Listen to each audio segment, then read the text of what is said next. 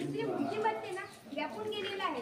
आजचं जीवन सुसह्य करणारी कृत्रिम बुद्धिमत्ता उद्याचा जगण्याचा मार्ग अधिक व्यापक आणि कृतिशील करणारी असेल हे नक्की. म्हणूनच मी कृत्रिम बुद्धिमत्ता, तिचा वापर, तिचा भविष्य वेळ आणि एक विद्यार्थी म्हणून तिचं माझ्या भविष्याशी असलेलं नातं हे पैलू मी तुमच्या समोर उघडणार आहे.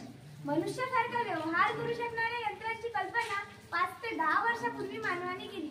आज त्याहीपेक्षा अधिक बुद्धिमान वर्तन करून मानवाने काही यंत्रांना निर्माण केले. जसे केरळमधील AI आयरिस टीचर या रोबोट टीचरला 3 भाषांचे ज्ञान आहे. हिंदी, इंग्रजी व मल्याळम. ती 12वी पर्यंतचे सर्व विषय शिकवू शकते. कुणाला डाऊट असला तर तिथे डाऊट सुद्धा क्लिअर करून देऊ शकते. या रोबोट टीचरला मेकर लॅब्सचे एडुटेक कंपनीने बनवले आहे. त्याचबरोबर अलेक्सा, आपण अलेक्साला कोणताही प्रश्न विचारला तर अलेक्सा त्या प्रश्नाचे उत्तर देते. किंवा आपण म्हटलं अलेक्सा हे सिरीज लाव, अलेक्सा हे गाणं म्हण, तर अलेक्सा ती करते. त्याचबरोबर ChatGPT हे ओपन AI द्वारे विकसित केलेले प्रगत भाषेचे मॉडेल आहे. यामध्ये ग्राहक समर्थन, चॅटबॉक्स आणि आभासी सहाय्यकांसाठी उपयुक्त बनते. कृत्रिम बुद्धिमत्ता हा विषय विज्ञान कथांमध्ये जास्त आढळत असला तरीही संगणकशास्त्रातील एक महत्त्वाची शाखा आहे. या शाखेमध्ये यंत्रशिक्षण म्हणजेच मशीन लर्निंग यांचे बुद्धिमान वर्तन व परिस्थितीला जुळवून घेण्याची क्षमता आदींचा अभ्यास केला जातो.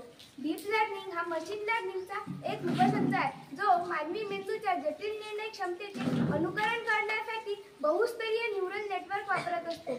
यालाच आपण डीप न्यूरल नेटवर्क असेही म्हणतो. AI म्हणजे नक्की काय हो मित्रांनो? आर्टिफिशियल इंटेलिजन्स हे पूर्ण समजून घेण्याआधी आपल्याला हे तर माहिती पाहिजे की हे ढोबळमानाने नेमके आहे तरी काय.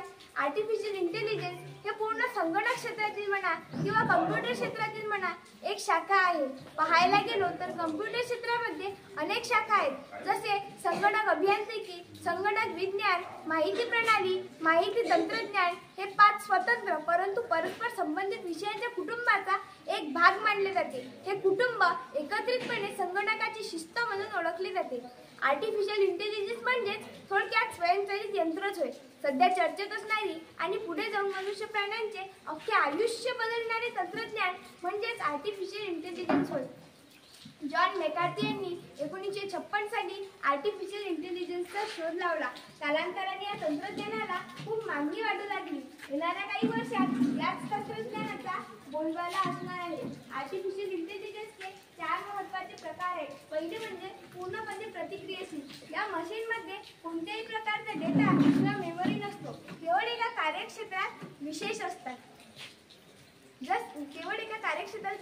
दुसरे म्हणजे मर्यादित मेमरी. ही मशीन मागील डेटा गोळा करतात आणि आपल्या मेमरीमध्ये जोडत राहतात. या मशीनकडे योग्य निर्णय घेण्यासाठी पुरेशी माहिती आणि स्मृती असते, परंतु स्मरणशक्ती कमी असते.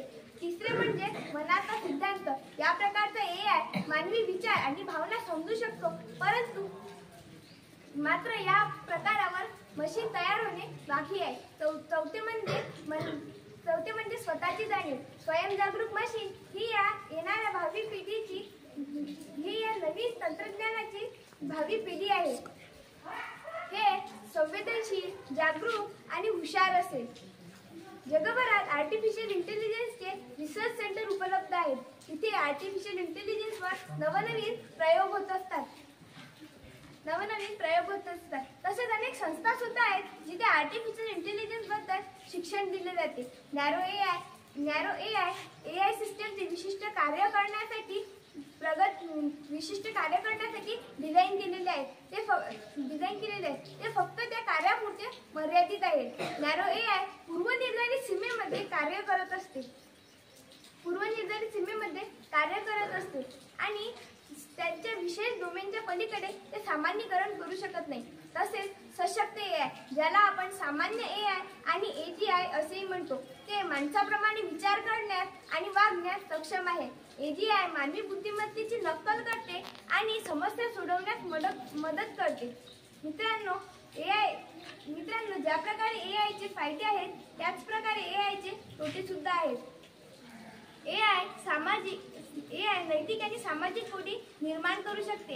AI मध्ये काही कमतरता आणि आव्हाने देखील आहेत, ज्यांचे निराकरण करणे आवश्यक आहे. म्हणून ज्यांचे निराकरण करणे आवश्यक आहे. म्हणून मानवी हितसंबंधाची जाणीव राखून